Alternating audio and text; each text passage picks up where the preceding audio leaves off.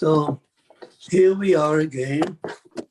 We are starting our second cycle. I assume that you're already familiar with our first part, where we talk about idolatry, adultery, bloodshed, and theft, moving from Genesis chapter 1 to Garden of Eden and Abraham and Noah flood. Now we move to the second part. So the first part laid out the foundation. All of you should know the name of God, the story of creation. I take it as a given fact that you are familiar with those terms, and we just continue the path in studying the book of Genesis. And we move now from the story of Abraham that we ended up last time to the story of Jacob. And remember, Abraham was engaged with theft mainly, organized theft, empires, and so on. Now we move from theft to, obviously, to number 5 is justice and civil order. Now, if you look at the Jacob stories, I assume that you are familiar with them. I'll just sum up what the Torah says about Jacob. It presents Jacob in four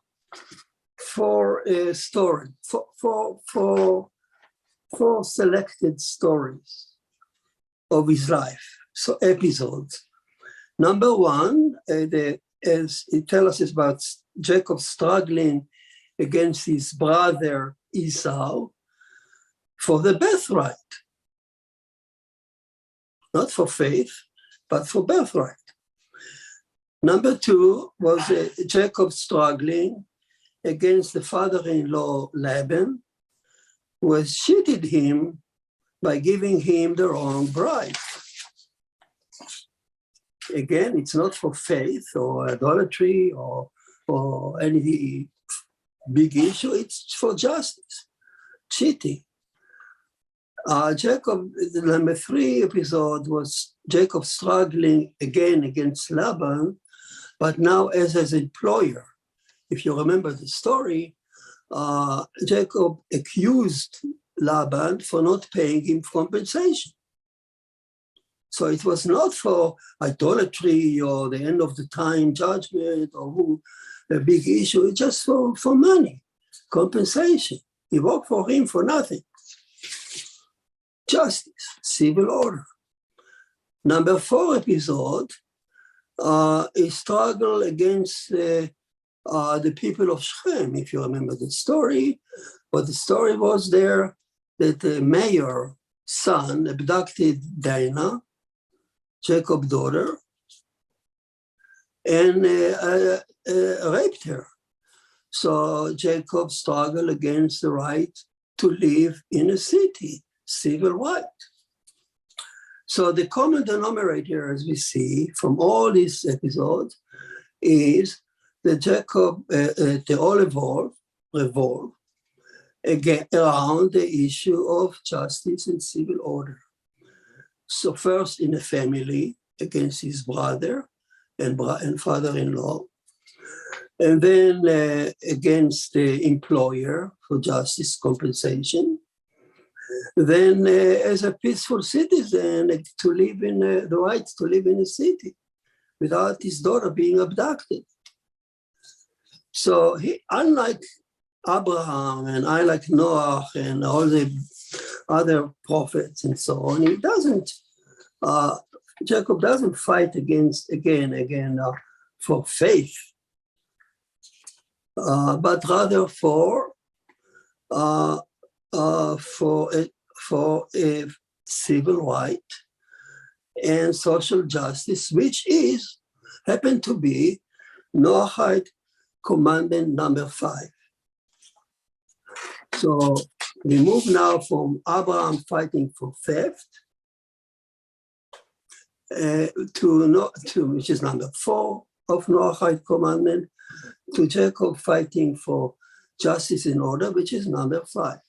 So this fits the general flow of the story of the book of Genesis, as we mentioned already, that the book of Genesis takes us from one commandment to another in a certain order.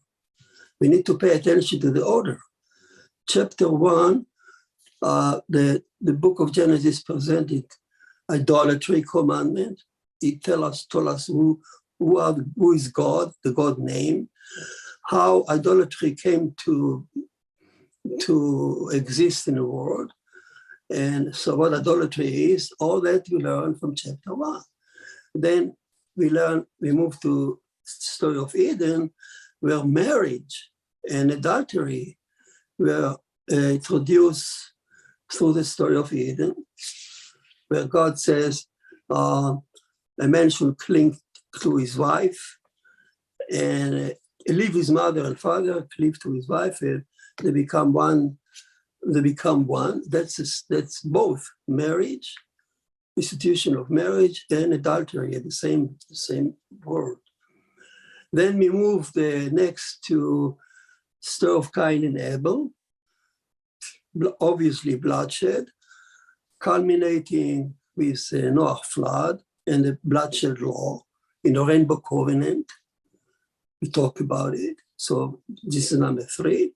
Then the Torah moves on in the story of Genesis and moves to the number 4 commandment of Noah, which is theft. He said Abraham fought against theft. He gave a name, God. He called God a new name, owner, Adonai, and he saw himself as a slave of God and rightful ownership. You cannot steal. Everything belongs to God. All that is the story of Abraham. And next, now after Abraham, we are now in the story of Jacob, which is engaged in civil. It's amazing that people don't pay attention to it, that there is a huge difference between the stories. You can't compare the story of Abraham to the story of Jacob. You never see Jacob thrown to the oven as a martyr and sacrifice his life for God. He's fighting for civil order. And that by itself is amazing because it's actually boring.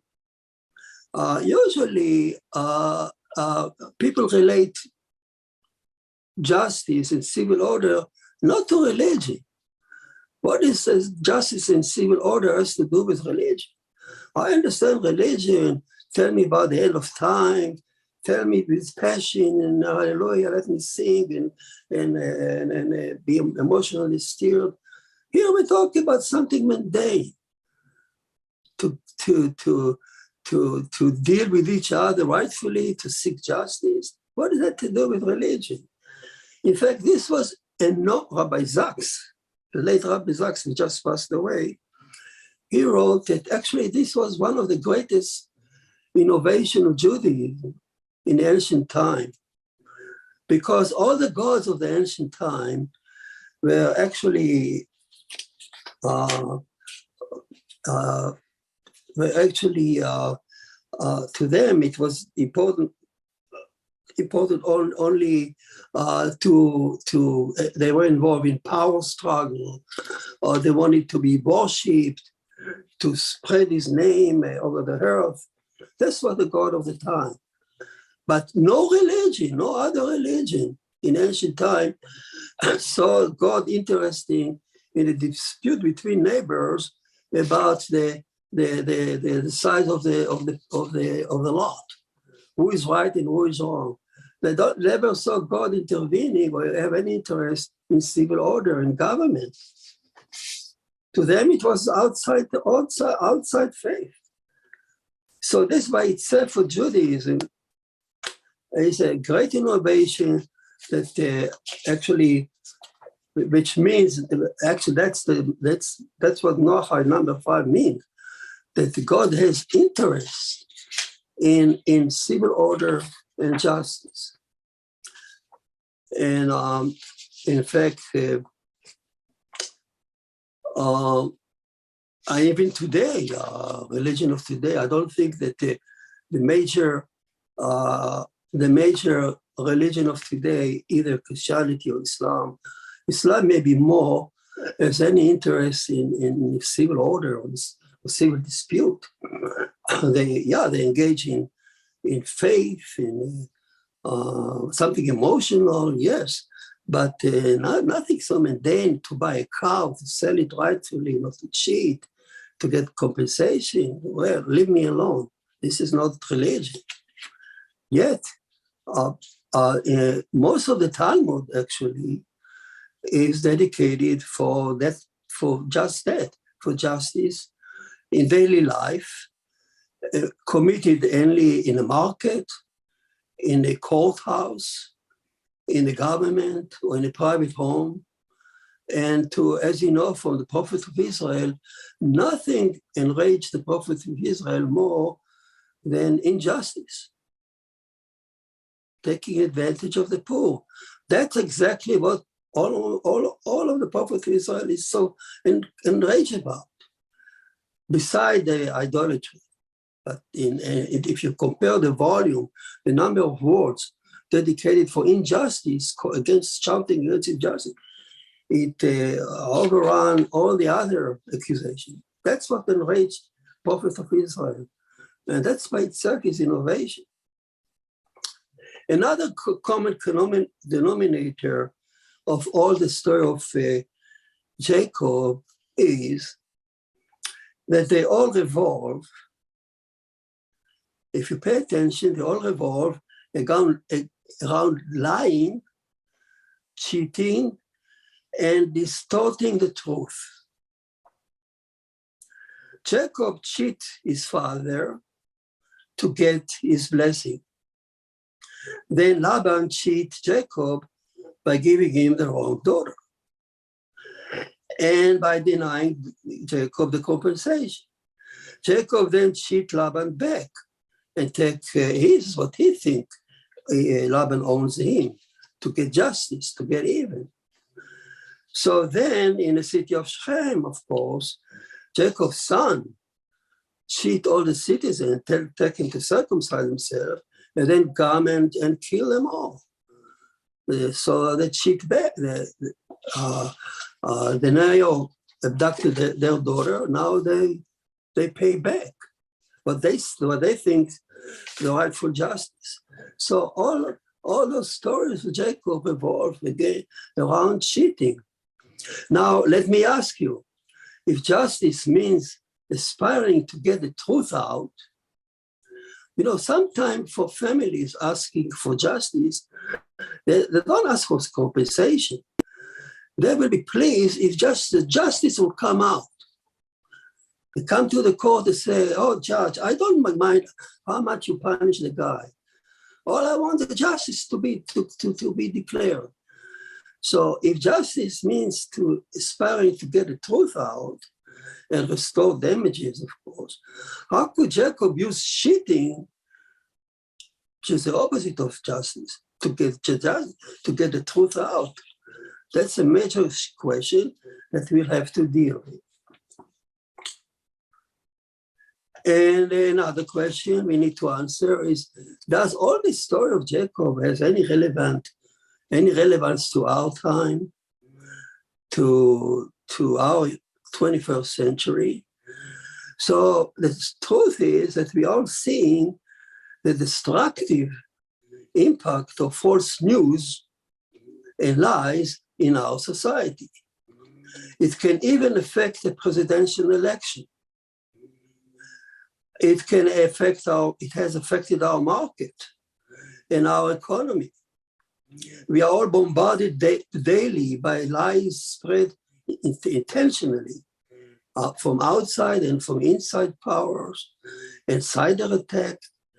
They have become the most foremost burning issue of our time. Whether we are at a point we can't tell what is true and what is false. And in history, let me make the point, there is no other nation in the world that suffers so much, so badly from false accusation than the nation of Israel, Jacob. Today, half of humanity falsely accuses Israel for having killed God. The other half falsely accusing Israel for stealing the Torah from what they call Muslims. Both sides, both camps, have already perpetrated terrible false blood libels and other false accusations that prompted the Holocaust. So Israel, if you talk about any nation that suffered from false accusation, here is Jacob himself in history. So go back to the question, how did Jacob's trial and tribulation in life, as told by the Torah, how did it add anything to our understanding of what cheating is and how to seek justice, true justice? And what is Jacob's specific contribution to justice after all these stories? What did he contribute to the notion of justice that Noah didn't know and Abraham didn't know? So, no, those stories didn't come just to tell us stories. Those stories came to tell us that Jacob actually introduced something new in the concept of justice, seeking justice in the world. Let's see what his message is. So, where are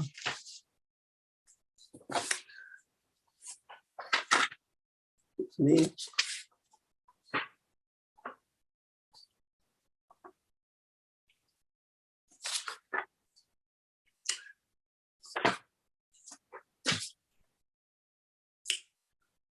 So from where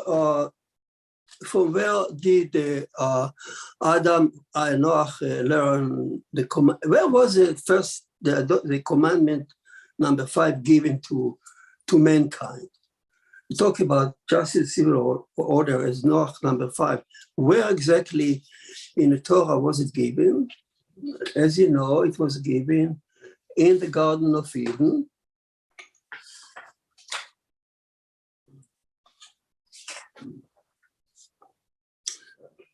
Where God says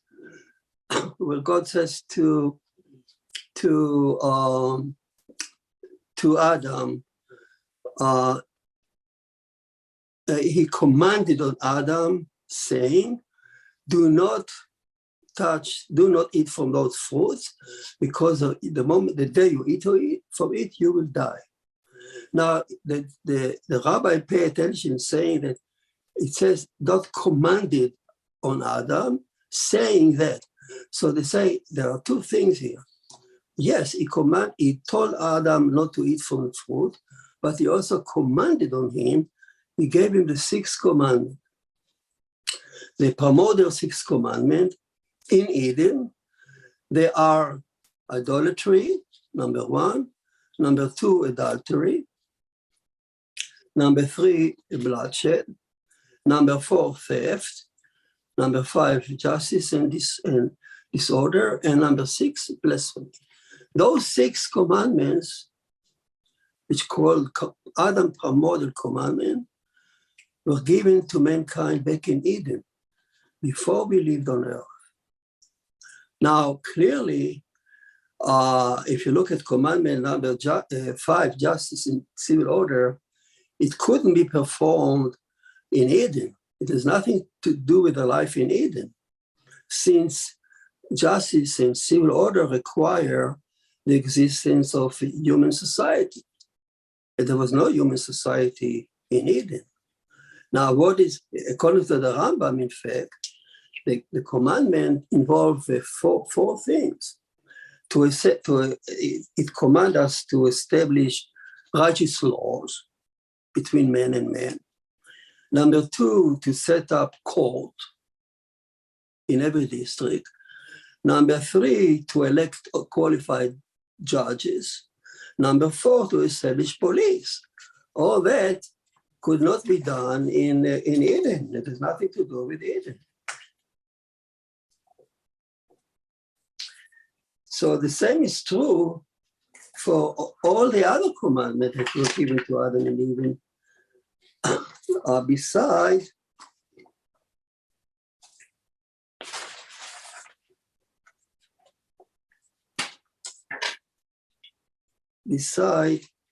the first two. So all the commandments could be violated only on earth. There's only meaning on earth. Beside the first two. What were the first two? If you remember, idolatry and adultery. Those two could be violated in Eden and were relevant to Eden. Idolatry you could violate if you violate God's order, the king's order, and disobey his order, and it eats the fruit. That itself called sort of idolatry in Eden. They could commit adultery if the woman, Eve, as a married wife, had she cohabited unlawfully with a serpent, that could consist adultery. Those two commandments could be violated in Eden, and they did. So as it turned out, the humans violated the only two commandments they could violate in Eden, and subsequently they were punished and lost Eden. But here on earth, all the other six were activated. Here on earth, all the six become relevant. And through this book of Genesis, humanity stumbled from one commandment to the other, from idolatry to adultery, to bloodshed, to all these commandments, step by step, one by one, as we described. So why then they were given in Eden? If they apply only to earth, why civil order and justice was given in Eden as the other? Why not waiting until they would live on earth? The answer is that on earth it would be too late. They came to live on earth already equipped with everything they needed to withstand the challenge of the entire six. God has to prepare them to arrive there, give them all the necessary tools, all the features that will be able to withstand the challenge on earth. So they had to be prepared in Eden. God built them in Eden and gave him all the necessary psychological makeup and the mindset that would allow them to feel the drive for sin and give them the power to overcome those drive in Eden as a preparation to live on earth. Eden, as we said, is a cradle of mankind. That's where mankind was formed as a preparation to live on earth. So, able to withstand the challenge of justice and civil order, turn out, God implanted in them, even in Eden, the basic understanding of what is right and wrong, and what is fair and unfair, what is just and unjust. This is without which they could not stand the challenge of justice. Now, this fact that man was prepared on Eden to live on earth to face all the challenge of justice, that explains the observation that puzzled the philosopher of justice all the time. They ask, how is it possible that all humans on earth, around the globe, all civilization, all share the basic notion of justice, what is right and wrong. How is it possible that all the civilizations, Chinese, American, Indian, you name it, they all share the basic notion what is right and wrong. How is it possible? So of course, there are nuances in the perception of those justice between civilizations, but basically they're all the same. So what was the answer of the philosopher like Spinoza, Kant, and Hegel? They call it natural code of morality. They saw those as if our mind is biologically built up with the brain to perceive what natural justice is. So that's how we explain it. But in the eyes of the Torah, this is not just natural feature of the brain. It has come from us from Eden, the cradle of mankind. God has planted this commonality, common sense of what justice is in our brain in Eden. How was it implanted in Eden? I will show you. It is, if you look at the serpent, when he attempted to seduce the woman, okay, he said to her those words, and then how and Elohim told you not to touch the fruit? For Elohim knows that the day you eat of it, you will become like Elohim, knowing good and evil. The serpent knew that eating the fruit would render the human the ability to emulate God. You will eat the fruit, you will be like Elohim, meaning you will be able to emulate God, Elohim. Elohim specifically, the attribute of judgment, meaning you will be able to judge like Elohim, to find the truth like Elohim, to distinguish right from wrong like Elohim.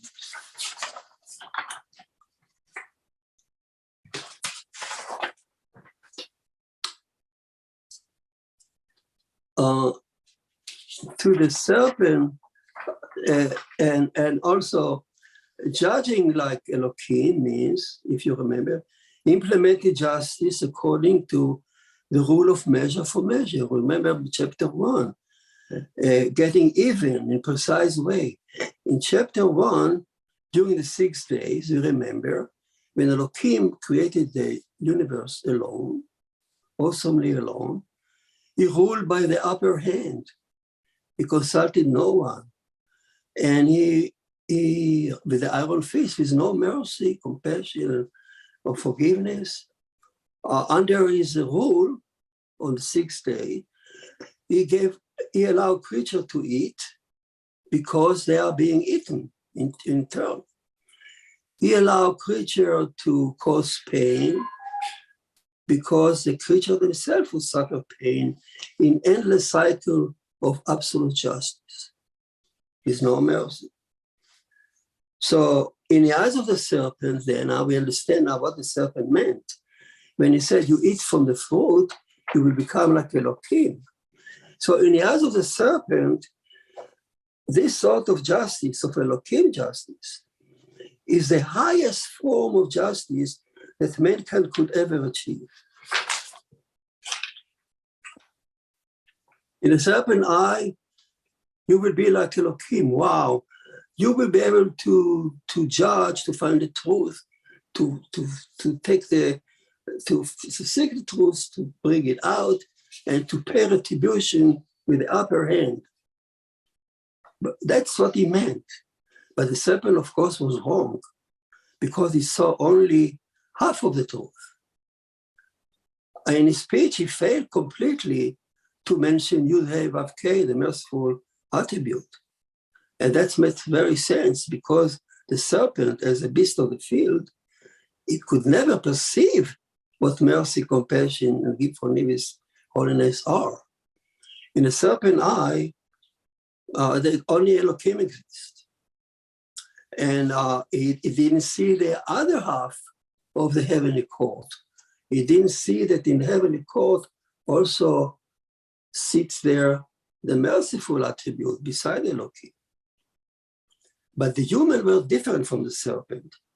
They were created with a room in their heart capable of perceiving YHVH mercy. So once they ate from the forbidden fruit, their eyes opened and they saw both Elohim and YHVH, which a serpent could never see. So this is why immediately afterward, as they ate from the fruit, what did they do first? Right away, they were aware of their nakedness and they covered it with leaves. Only the awareness of Hashem in your heart and their holiness make you aware and ashamed of nakedness. In the eyes of Elohim, is nothing wrong with going naked because it's natural fact. The verse said that before they ate the fruit, they would walk around naked and unashamed. Now, with the awareness of Hashem, they covered immediately their nakedness. So,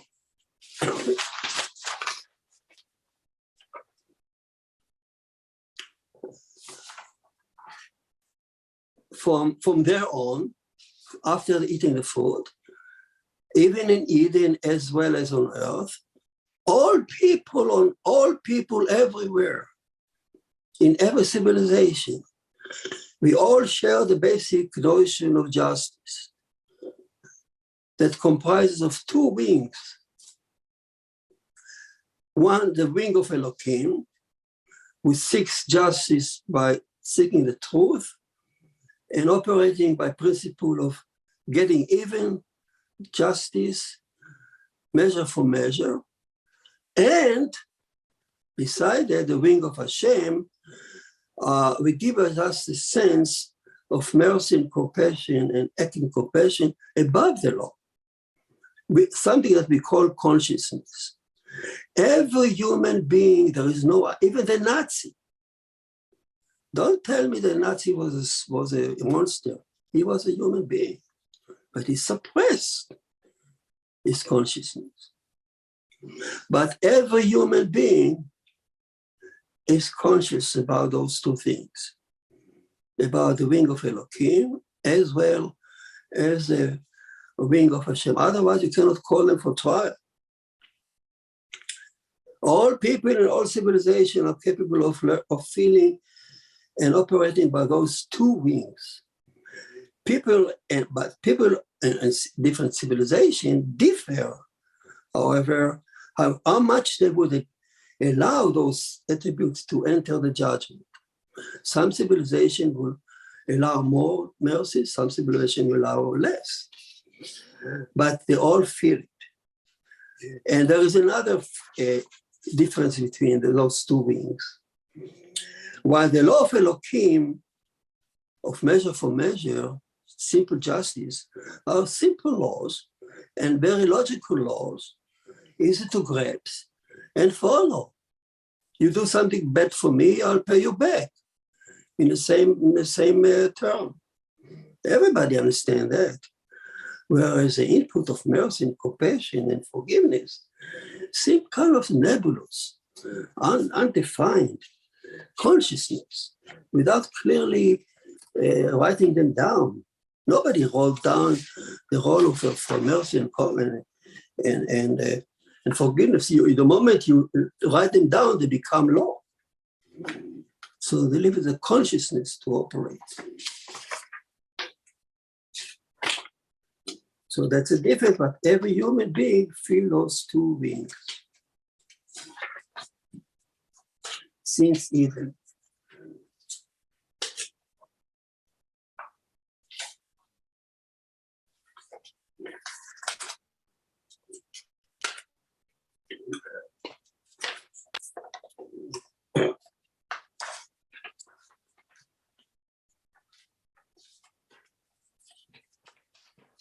Now, And another point is that those laws of mercy can be easily pushed away when you face harsh conditions and bad circumstances.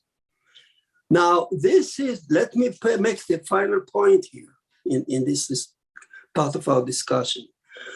All human societies, from ancient world of Gilgamesh and Hammurabi, through the Middle Ages, through the Greek and the Roman empires, through the Middle Ages, up to the Napoleon and his code of justice.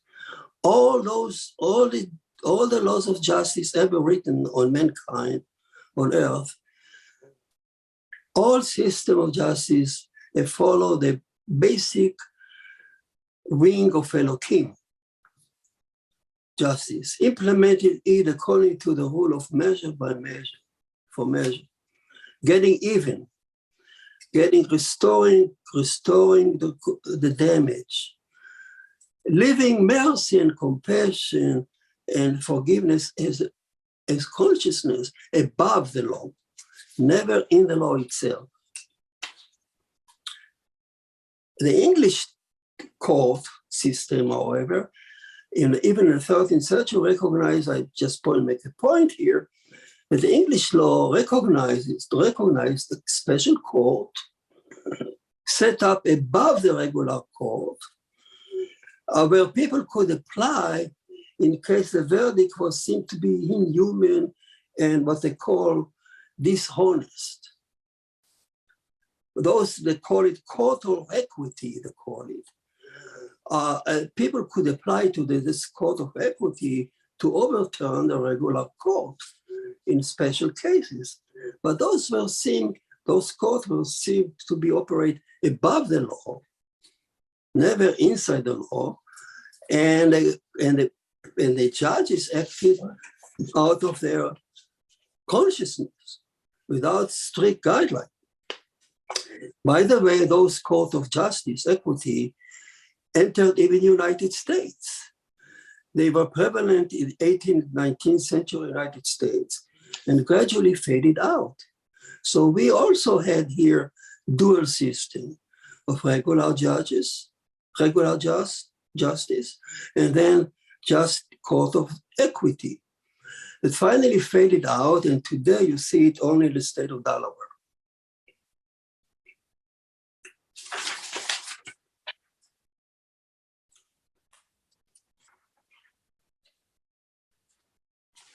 So having now making a short survey on what justice is and how it turned out, how it played out in human history, and let's go back to Jacob and his struggle for justice and see what did he contribute to the justice that his predecessor, Abraham, Noah, and didn't know.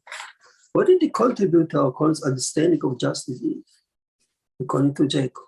What is different in Jacob concept of justice that didn't exist anywhere else and still doesn't exist? So let's go now to the story of Jacob.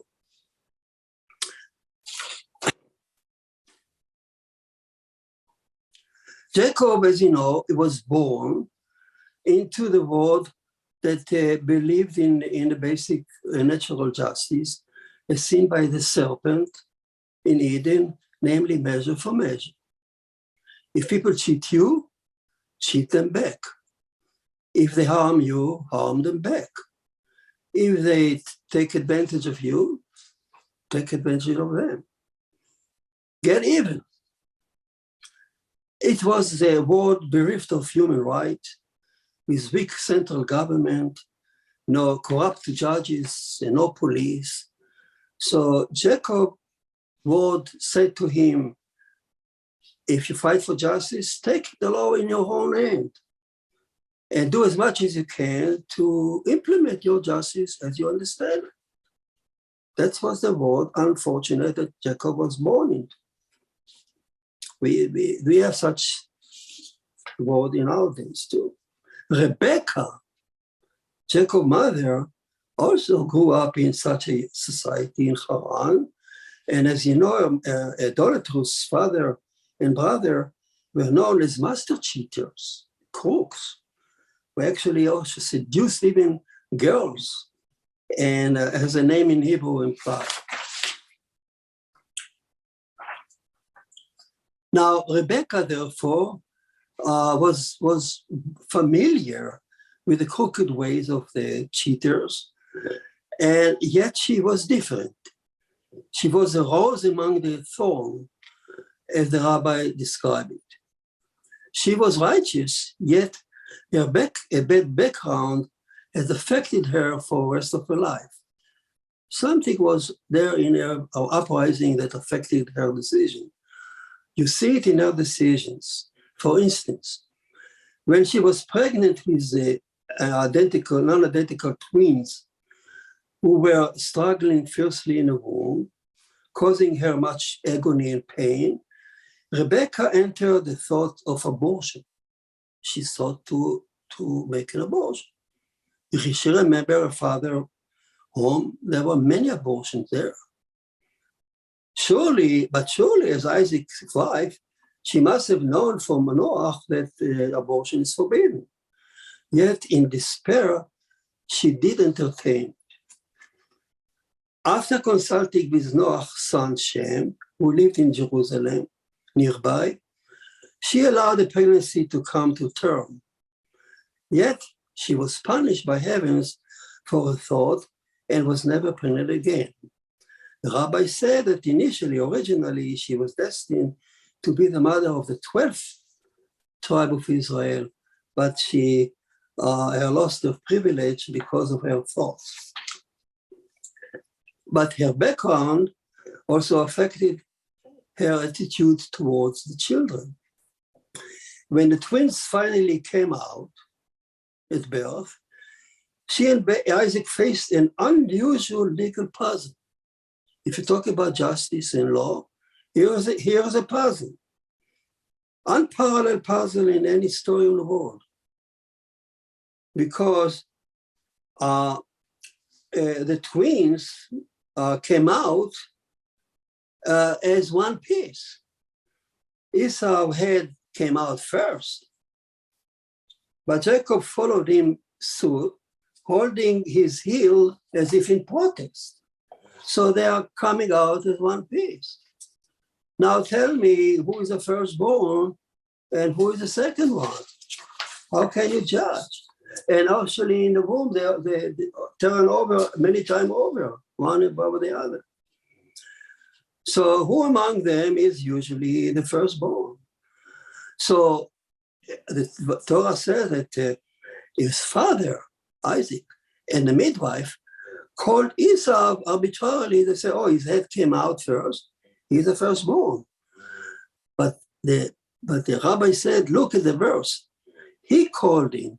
She did not. Rebecca did not call him firstborn. She was still puzzled. Who among the twins were really the firstborn?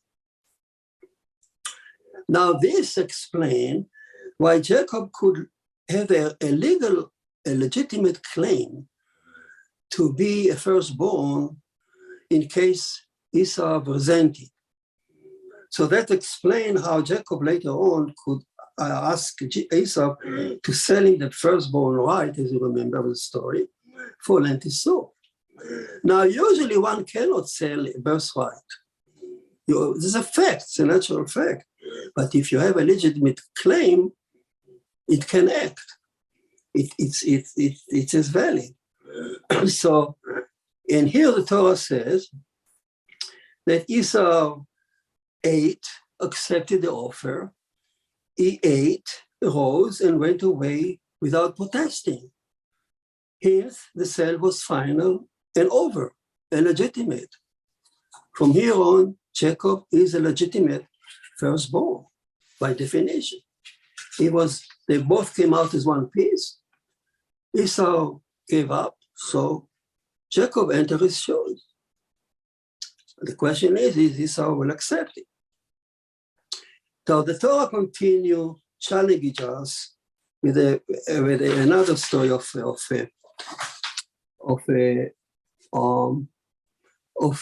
Jacob and the famous cheating of his father.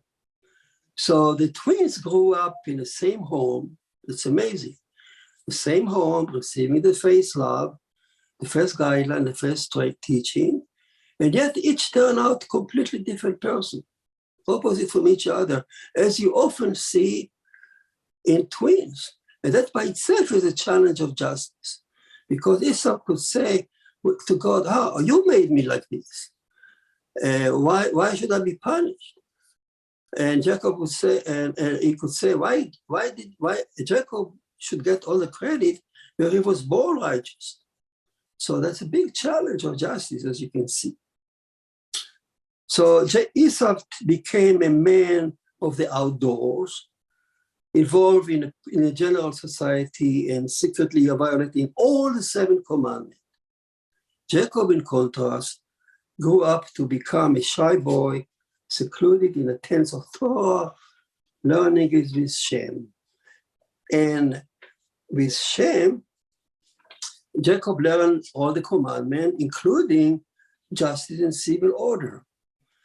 And he learned about the serpent, and it's a sort of justice, Elohim justice, and I implemented measure for measure.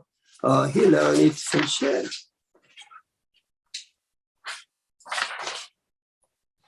So, and also he learned from his grandfather, about his grandfather Abraham. If you remember, Abraham acted above the law. He gave donation, he treated people with charity.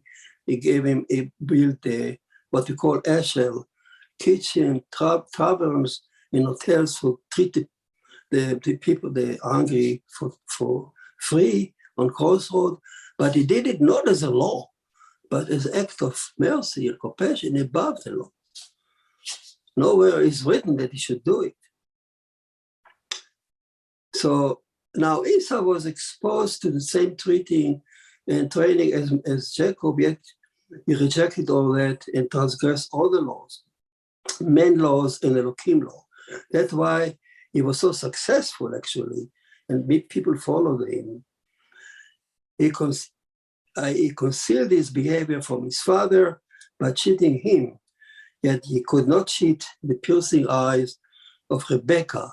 Rebekah, nobody can cheat Rebekah. He grew up in such a home, he knew the way of cheating. He could see Esau through and through.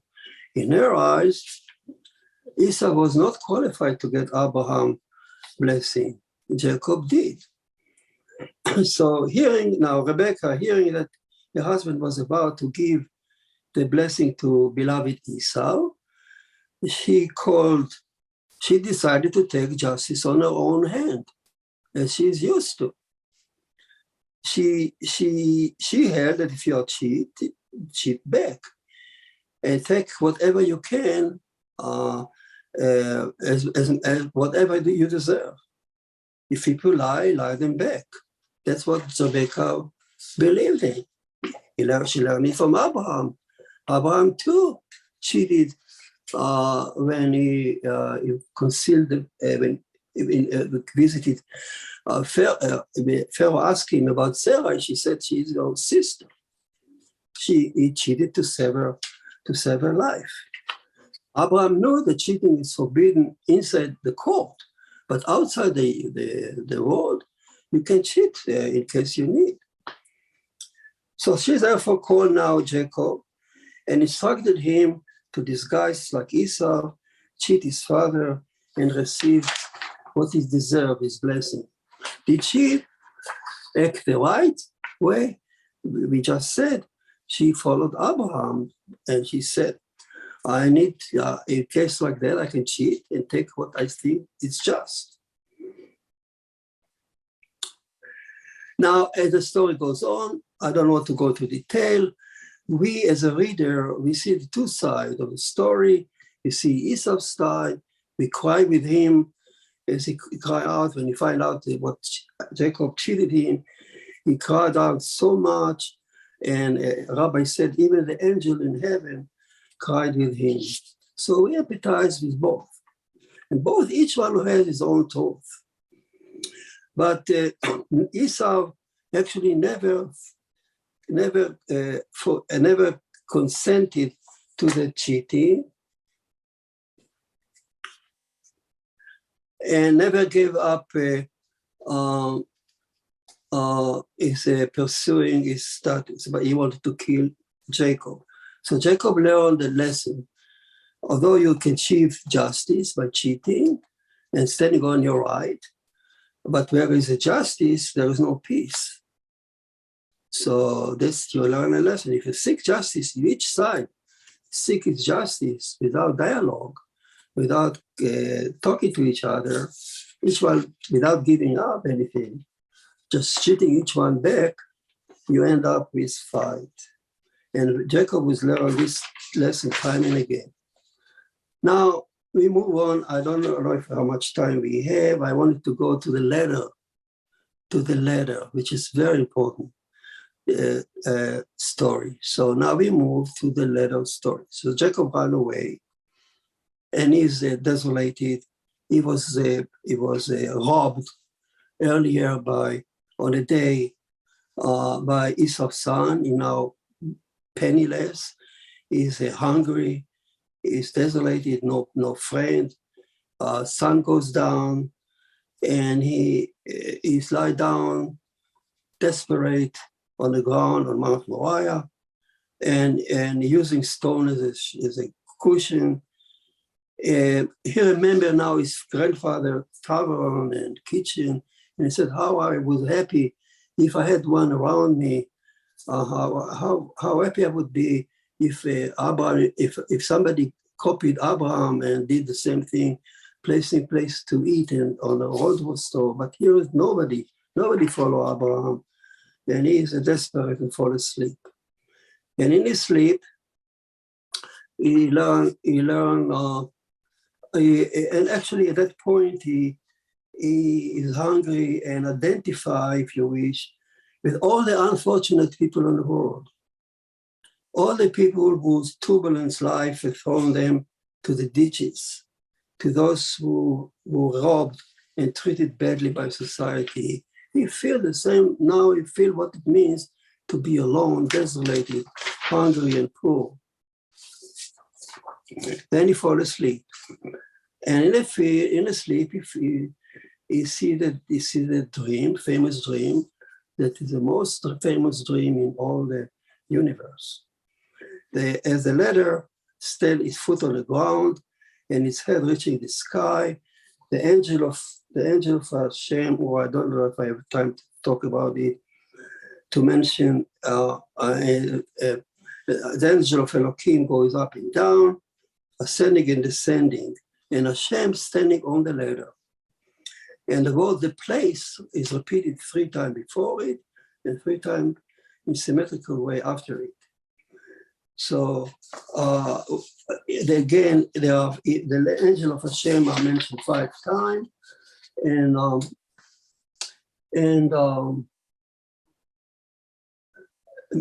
5 times, and Elohim is standing on. I'll show you the slide how it looks like. I don't know if you're allowed to put the slide on. Yeah, let me put the slide. Only somebody need to allow me to put a slide, an important slide. You see it now? There it is. Yes. Okay. Yeah, I don't know if you see it upside down or sideways. It's correct. It's correct. So you see the letter. The angel of Elohim are mentioned 5 times. Here there are 5. Each step of the letter presents a commandment. 1, 2, 3, 4, 5. 5 commandments on, and Hashem, you there, okay, standing on it, on the letter. So standing over number 5. 5 is a civil order. So Jacob is on the ground, and you see the letter of 5 step on the ladder. Each step is a commandment. From on top is a 5th one. Hashem is over it, and since the the word place is repeated 3 times before and after, you see it as a base for the letter. So like Jacob is on the ground, and you see Hashem standing on the ladder over actually number 5, civil order, and Hashem talked to him, and he made a vow. I think I don't have time to. I will stop here, and I will explain this enormous vision of the letter, what it means, and how it changed just because Jacob is making now a vow. In case he come back, he will do something. He will bring Hashem down to the letter. He will introduce her into the justice, into number 5 on top, into the civil order, into our market, into our home. Hashem is not above. Hashem is inside number 5. He says, if I come back, I will make Hashem my Elohim. I will draw back. I will explain it better next time. And that changed the concept of justice in the Torah. Justice in the Torah is not what the serpent means, just Elohim law, but justice in the Torah is what Jacob meant, introducing or drawing Hashem into our world, into the market, into justice, into the court, into the home, into our life. Not in the church, not in singing hallelujah, out there in the world, in number 5. So that's what Jacob is pledging.